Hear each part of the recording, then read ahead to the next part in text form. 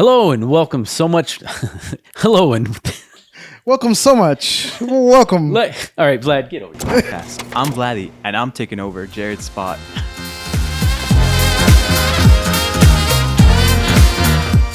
Today, my guest, Isaac. How are you, Isaac? I'm doing good. I'm glad to have you on here. That's great. I'm glad to be over here, you know what I mean? All right. Let's go, Sean.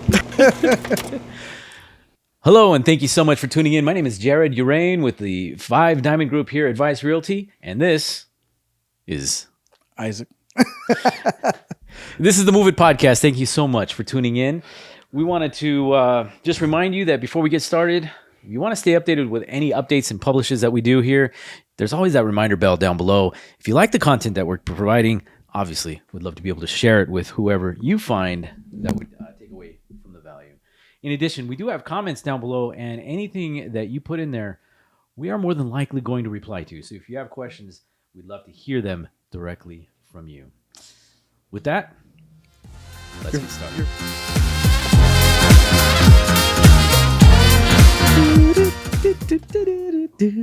Although that's not our theme song.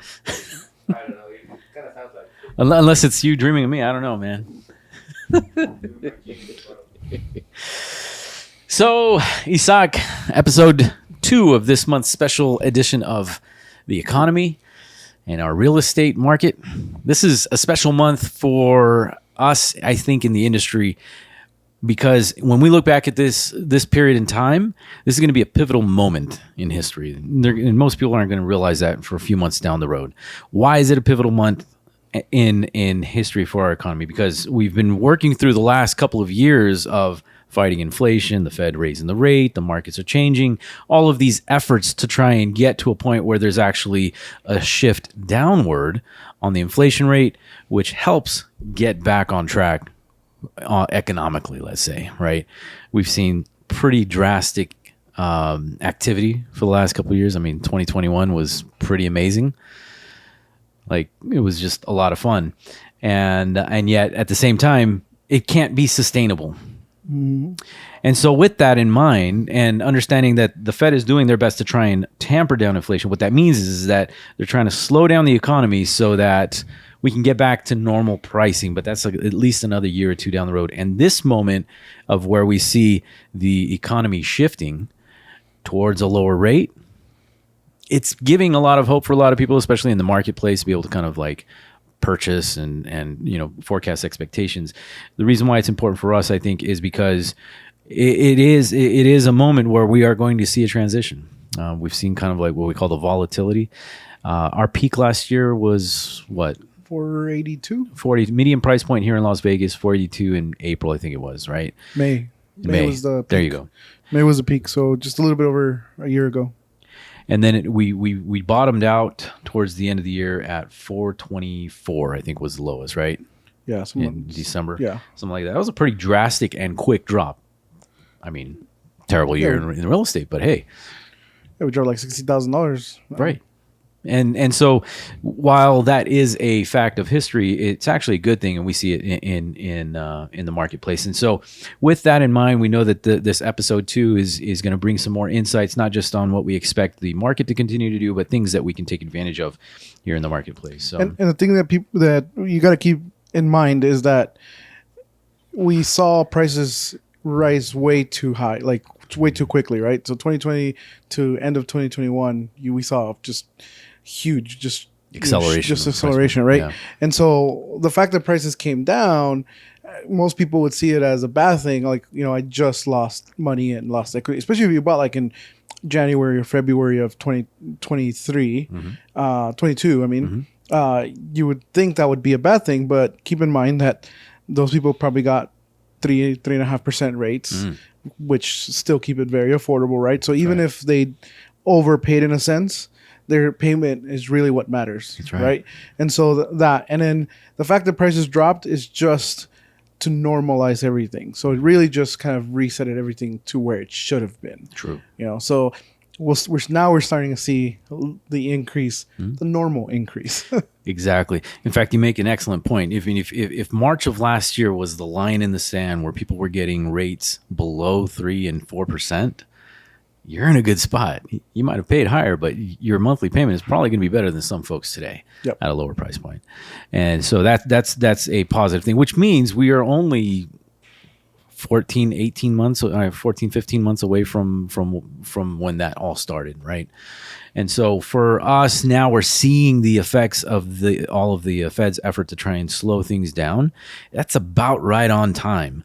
It takes about 18 months for them to kind of make an action and have a reaction. And so that's what we're seeing. I think this particular month, and for the rest of this year, we're going to start seeing that even more. Now, I'm not saying that this is all, rosy outlook and everything. I'm just saying there's a pivotal shift in the marketplace. This is it right here. So one of the things that we definitely know are going to have an impact on as a result of all this is more than likely commercial space.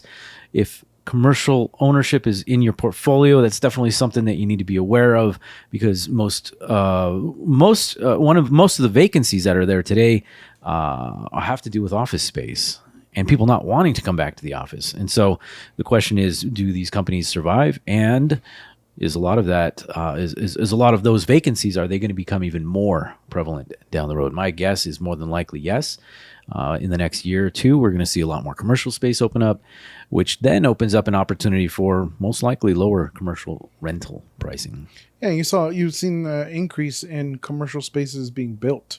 Right. And so the market's being flooded with that too, because you have spaces that were being planned to being built prior to the pandemic, and then during the pandemic they probably stopped, and then they kind of accelerated because they saw the market and they saw everything, and a lot of people quit their jobs or lost their jobs and decided to open up their own businesses, and so that kind of created a demand for commercial spaces. But now, as things have slowed down, its cost of everything is going higher. Now you're having a bunch of commercial spaces just sitting there empty, and so that's not good for business. It's not. So we'll see exactly how that plans out, but that's the anticipation on the commercial front. But speaking of new construction, as a residential buyer, if you are in the market to purchase a home, new home construction is more than likely one of the smartest moves to go with. The reason being is that we are experiencing a shortage of listing inventory on the residential side. Now, you're going to hear in the news, oh yeah, we've had the most number of listings. You're going to hear the most number of listings, but everything has been based off of the last year and two of activity. And those numbers are already historically low compared to the seasonal, what they call average. So whatever number we land on as far as being this extraordinary number of activity, is still way lower than what is normally should be our average as far as listing inventory and even transaction activity.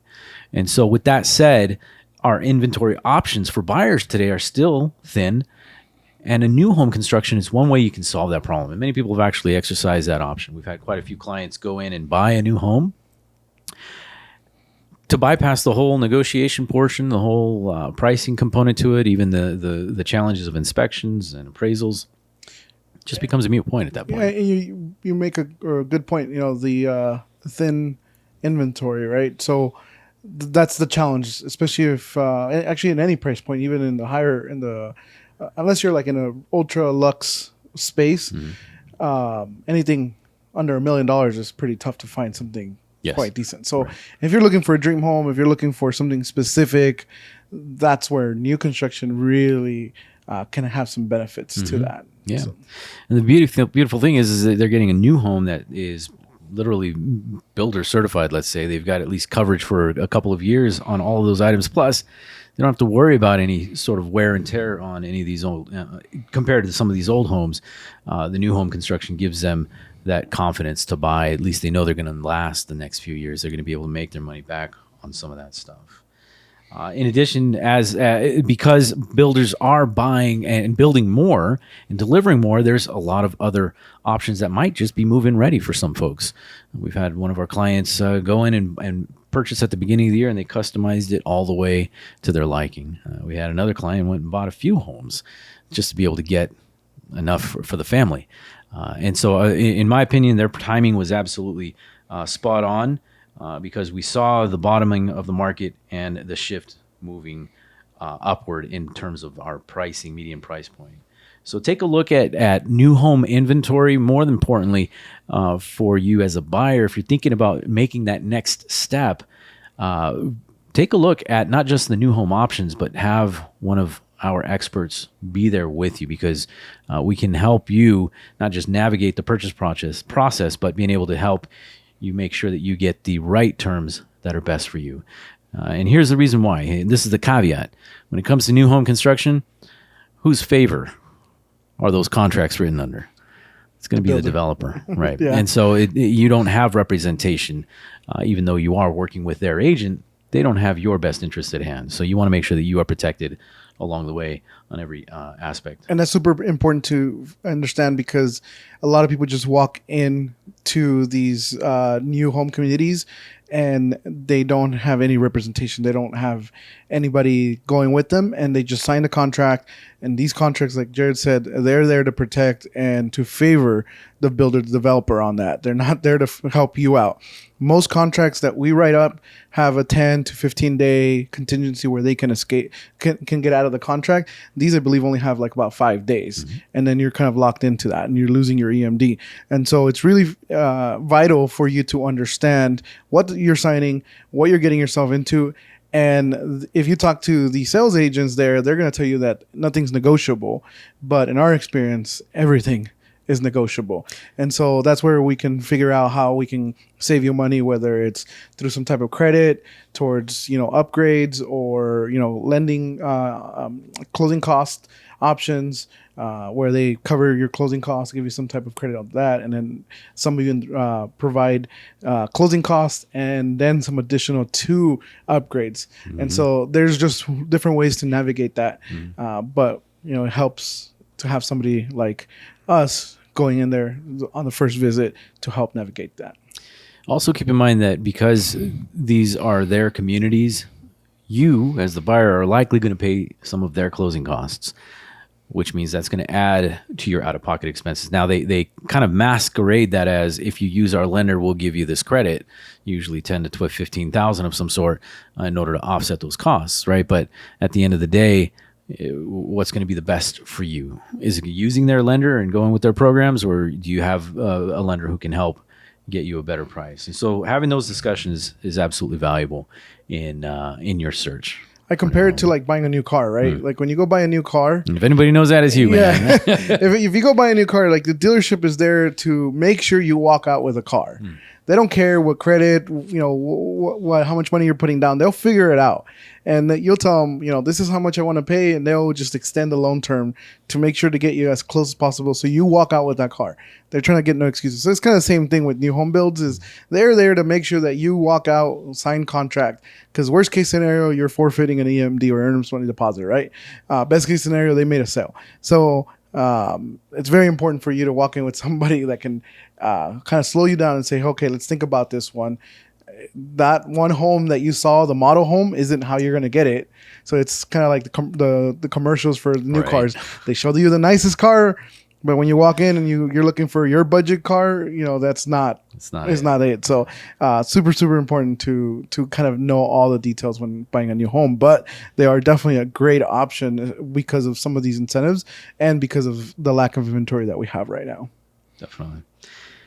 Which takes us to the next point. If you're thinking about purchasing today, there are definitely some key points that you want to get prepared for in the process of purchasing. If you are a homeowner thinking about selling, obviously you want to have the consultation as to what your options are in terms of selling, but that now creates the second part of the conversation, which is purchasing. And so is purchasing now a good time? Well, there's definitely two ways you really want to evaluate the current market situation. Most people are going to look at some sort of survey or activity and find out what is the current climate in the economy space. We were fully expected a week and a half ago, 2 weeks ago, for rates to continue to climbing, for mortgage rates, for climbing. We were fully expecting mortgage rates to continue climbing through the end of the year. And then the core CPI numbers came out last week, and it just kind of shocked everybody of like, hey, it came in better than we expected, which then the reaction on the mortgage side was, hey, well, we had rates up above 7, and they were going to 7.2, and now we're back under 6. I mean 7 in the 6s, which makes it great because now people can afford things to move forward. And so that climate, that window of opportunity is now. Thinking about buying, that's the time. This is the time you want to do it because we expect them to kind of be there for a moment. Now, it's not to say that it's going to continue trending down. It might very well go back up to 7, maybe 8 if the Fed can't control the rate down the road. But don't play that game. If you're thinking about it now, now's the time to pull the trigger. Because if you buy something now, well, you not only lock in your property at the monthly payment that works for you, but also you lock in the equity and the value.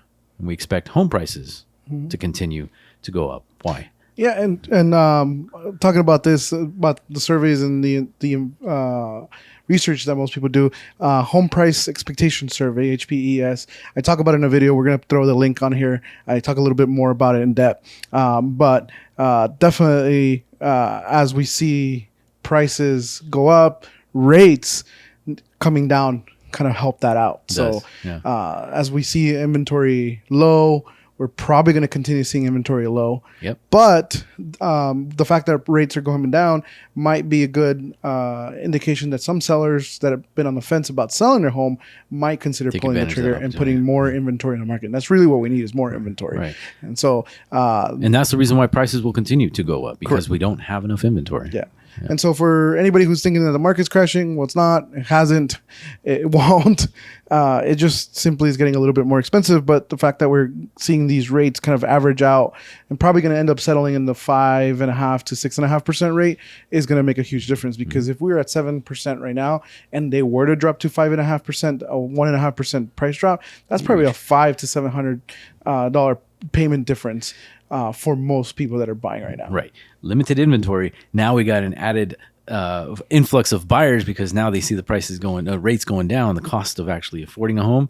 That's just going to create another problem. So it's going to take a little while to get there. I feel like it's going to be sometime in the next 12 months or so. I can't wait to see it there. That's going to be hopefully the new normal. But in the meantime, if you're looking at doing that now, you need to make it happen. Yeah. You need to have that conversation with an expert. So if somebody is thinking about buying, is there anything that they can do, Jared? Let me see. Buyer's consultation. That works. With who?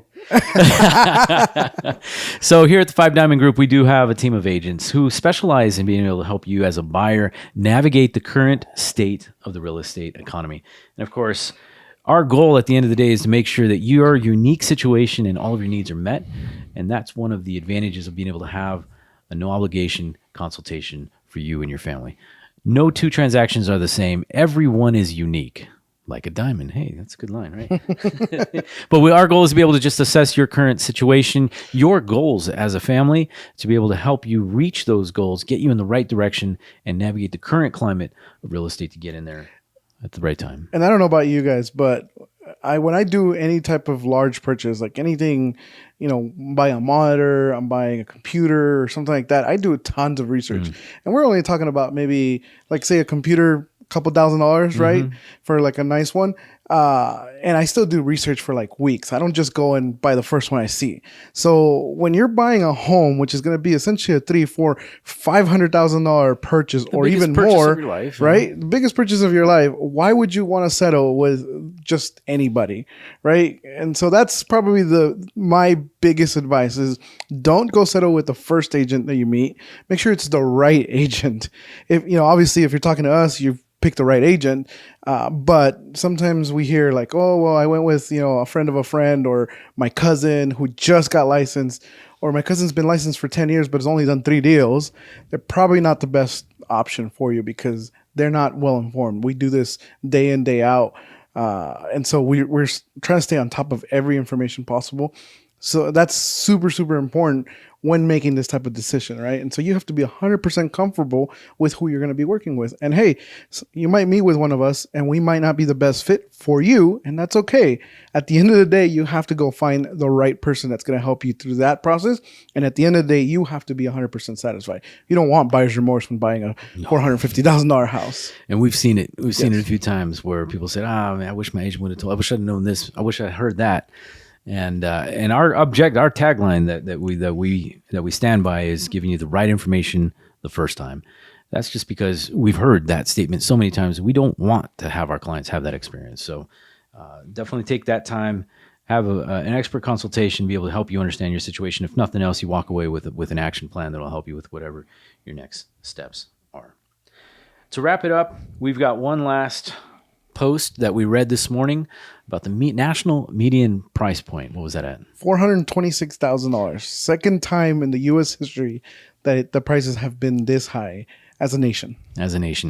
And Las Vegas, for reference, is 442.9 at this month. Correct. Which makes us a little bit higher than the national median. It also shows that our peak of 482 from last year and our bottom of 424 in December, we're pretty much halfway back. Las Vegas was ranked last year as what? One of the highest in decline in prices, which was totally expected. Right. We saw an influx of people moving into Vegas, which caused the prices to go up, right? Mm-hmm. Now that was normal, and we saw it peak. We saw it peak both at the highest, and then we saw the bottom of the peak, right? Which is great because we were kind of trying to figure out where the bottom was going to be. Right. We were like in the 400s, and so we kind of called it low 400s. Mm-hmm. And so we were among the lowest or the highest in drop. What was it, like 7%? Boise, Idaho, I think, is the one that has the highest at like 10% year to date.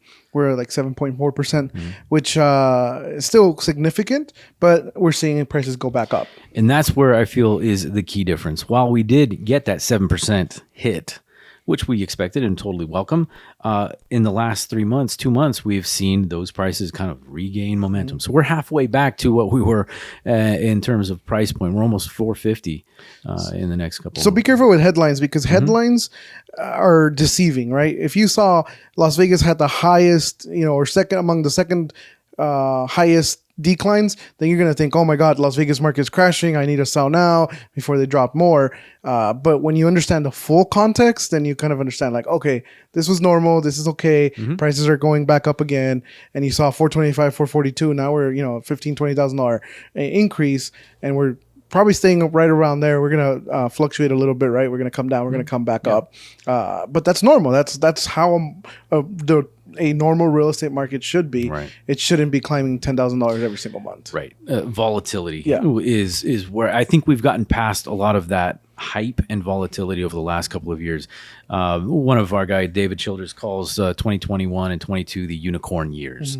And that is a true statement because those are anomalies. If we took a look at the patterns before, things move at a pretty consistent pace, on average somewhere between 3 to 5% annually. If 440, 442 is where we're sitting at, then we're probably going to be somewhere in that tolerance level. We're not going to spike up.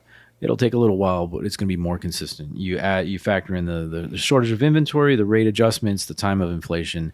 We're probably going to stay there, right around there. That's where we settle. And that's what we're seeing with the even though you're seeing multiple offers, but we're not seeing the way over list price. I remember a year and a half, 2 years ago, where we had one buyer. We submitted an offer, and we lost to somebody who offered $50,000 over on a $350,000 offer. Yeah. Right. So that was $400,000 offer. Right. And so that was crazy. Right. We're not seeing that anymore. Yeah, we're seeing over list $2,000, $3,000, $5,000, maybe $7,000 on average. But what we're seeing is better terms. Yes. So we're seeing lenders close early, shorter contingencies, maybe higher deposits, stuff like that. And so as a buyer, if you're thinking about buying, here's we're going to talk a little bit about some tips, but that's one of the tips that we have is, first of all, connect yourself with a trusted expert realtor that knows what they're doing to be able to write up a strong offer. A strong offer isn't always the highest number, right? We've, how many times have we put in an offer and then lost the first and second round? And that's one of the key factors too. Know what your numbers are, stick to your numbers, because you'll get that. But if you lose out to a buyer that's overpaying, it's more than likely going to back out. You'll more than likely get it in the second round. Yeah. So definitely keep that in mind with that is make sure that you're working with the right agent, right lender. That's going to be key. The lender's just as important as your agent. 100% agree. 1,000% agree. All right. Isaac, what are the last buyer tips that we want to help our clients understand?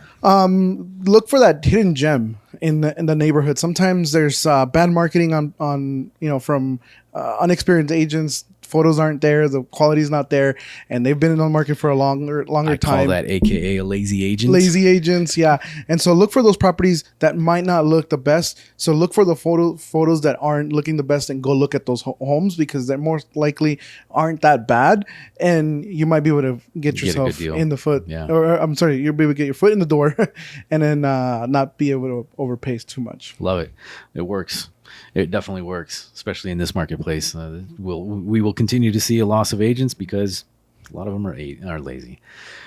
Well, anything else? That's it. Let's wrap it up. Awesome. Thank you so much for tuning in. Hey, if you did enjoy this information, love to be able to have that shared with someone you think that is important. Always be sure to hit the reminder button, subscribe down below. You can always follow us on the socials, 5 Diamond Group here in Las Vegas. My name is Jared Urain. Isaac Ordonez, and we'll catch you on the next video. Move it and be cool like a butterfly.